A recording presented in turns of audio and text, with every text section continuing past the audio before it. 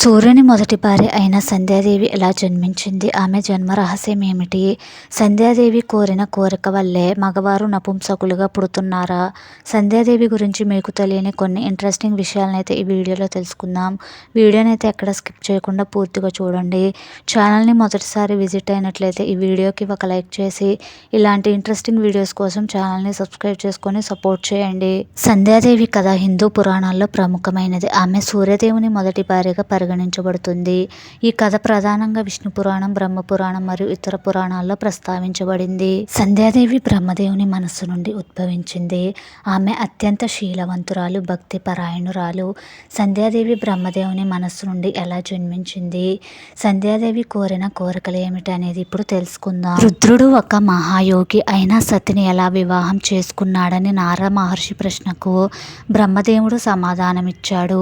సమాధానానికి ముందుగా బ్రహ్మదేవుడు తన మనసు నుండి పుట్టిన పిల్లలు అయిన సంధ్య మరియు మన్మధుడి గురించి, తన స్వీయ జీవిత చరిత్ర గురించి కొంత వివరించాడు. బ్రహ్మదేవుడి మనస్సు నుంచి పుట్టిన సంధ్యాదేవి తన అందం చూసి సంధ్యాదేవి పట్ల బ్రహ్మదేవుడు మోహం పెంచుకున్నాడు. అది గమనించిన సంధ్యాదేవి బయటకు వచ్చి తను తపస్సు చేయాలి అని నిర్ణయించుకుంటుంది. కానీ అప్పుడే జన్మించడంతో తనకి తపస్సు ఎలా చేయాలి అనేది అర్థం అవ్వదు. సంధ్యాదేవి అలా అడవుల్లో నడుస్తూ వెళ్ళిపోతూ ఒక ఆశ్రమం ముందు అయితే నిలబడి ఉంటుంది. వశిష్ఠ మహర్షి తన ఆశ్రమం ముందు నిలబడి ఉన్న అందమైన అమ్మాయిని చూసి బయటకు వచ్చి అడుగుతాడు, మాత, ఎందుకు మీరు ఇక్కడ నిలబడి ఉన్నారు? ఎవరు మీరు అని అడగగా సంధ్యాదేవి జరిగినదంతా వివరిస్తుంది. తపస్సు ఎలా చేయాలి అని అడగగా వశిష్ఠ మహర్షి తనకు తపస్సు ఎలా చేయాలి అని అయితే వివరిస్తాడు. ఓం నమో శంకరాయ నమః అనే శక్తివంతమైన మంత్రంతో భగవానుడిని ప్రార్థించింది సంధ్యాదేవి. ఆమె ప్రార్థనలకు సమాధానం లభించకపోవడంతో ఆమె గురువు మేధాతిథి చేస్తున్న యజ్ఞం యొక్క అగ్నిగుండంలో దూకడానికి సిద్ధమైంది. రుద్రదేవుడు సంధ్యకు దర్శనమిచ్చి వరాలు కోరుకోమని చెప్తాడు.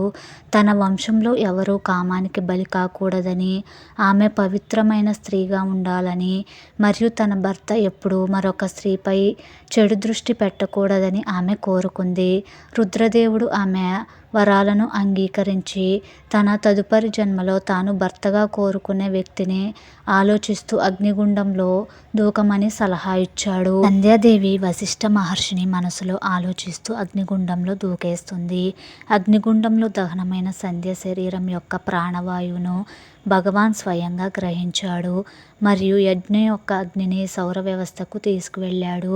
సూర్యుడు దానిని ప్రాతః సంధ్య, మధ్యాహ్నిక సంధ్య మరియు సాయంత్రం సంధ్య లేదా ఒకరోజు ఉదయం, మధ్యాహ్నం మరియు సాయంత్రం సమయాలుగా మార్చాడు. ఈ విధంగా సంధ్యాదేవి కారణంగా సంధ్యాకాలం అనే సమయం ఏర్పడింది. ఇది రోజులో ఉదయం మరియు సాయంత్రం సంధ్యా సమయాల్లో ప్రాముఖ్యత పొందింది. ఈ కాలంలో తపస్సు చేయడం, జపం చేయడం అత్యంత ఫలప్రదంగా ఉంటాయి. సంధ్యాదేవి పరమ భక్తురాలిగా తన పవిత్రతను కాపాడుకోవాలని తపస్సు చేసింది.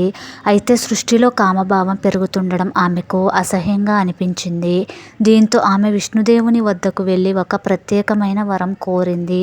సృష్టిలో మగవారు కామవేశానికి లోనైతే వారి పురుషత్వాన్ని కోల్పోయి నపుంసకులిగా మారిపోవాలనైతే వరం కోరింది. విష్ణుమూర్తి ఆమె భక్తికి మెచ్చి ఆమె కోరికను కొంతవరకు సమర్థించడంతో పాటు కొన్ని నిబంధనలను పెట్టాడు. సంధ్యాదేవి కోరికకు విష్ణుమూర్తి పెట్టిన నిబంధనలు ఏమిటో ఇప్పుడు తెలుసుకుందాం. పుణ్యకాలంలో పవిత్రతను కాపాడుకొని వారు అసభ్య చర్యలకు పాల్పడిన వారు నపుంసకులుగా మారతారని చెప్పాడు. అయితే ప్రకృతి సిద్ధంగా అందరూ అలా మారిపోరు అని అన్నారు.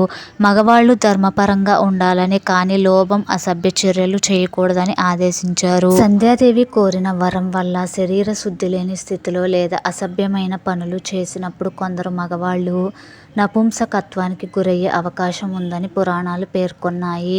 పురాణం ప్రకారం సంధ్యాదేవి తపస్సు ద్వారా ప్రపంచంలోని పనికిరాని కామవాంఛనలను నియంత్రించడానికి ఈ వరాన్ని కోరిందని చెప్తారు. ఇది ప్రధానంగా ఆచార శుద్ధి, నైతికత, ధార్మిక జీవన విధానం అనే అంశాలను ప్రతిబింబిస్తుంది. సంధ్యాదేవి మరలా జన్మించి సూర్యుని ఏ విధంగా వివాహం చేసుకుందో ఇప్పుడు తెలుసుకుందాం. అగ్నికి ఆహుతైన సంధ్యాదేవి మరలా తిరిగి జన్మించిన దేవతల ఆశీర్వాదంతో సూర్యదేవుణ్ణి వివాహం చేసుకుంది. కానీ సూర్యుని తేజస్సును తట్టుకోలేక ఆమె భయపడింది. ఈ కారణంగా ఆమె తన తల్లి వద్దకు వెళ్ళింది. సూర్యుని ప్రభావం తట్టుకోలేనందున ఆమె తన నీడను సూర్యుని వద్ద ఉంచి తాను తపస్సు చేసుకోవడానికి వెళ్ళిపోయింది.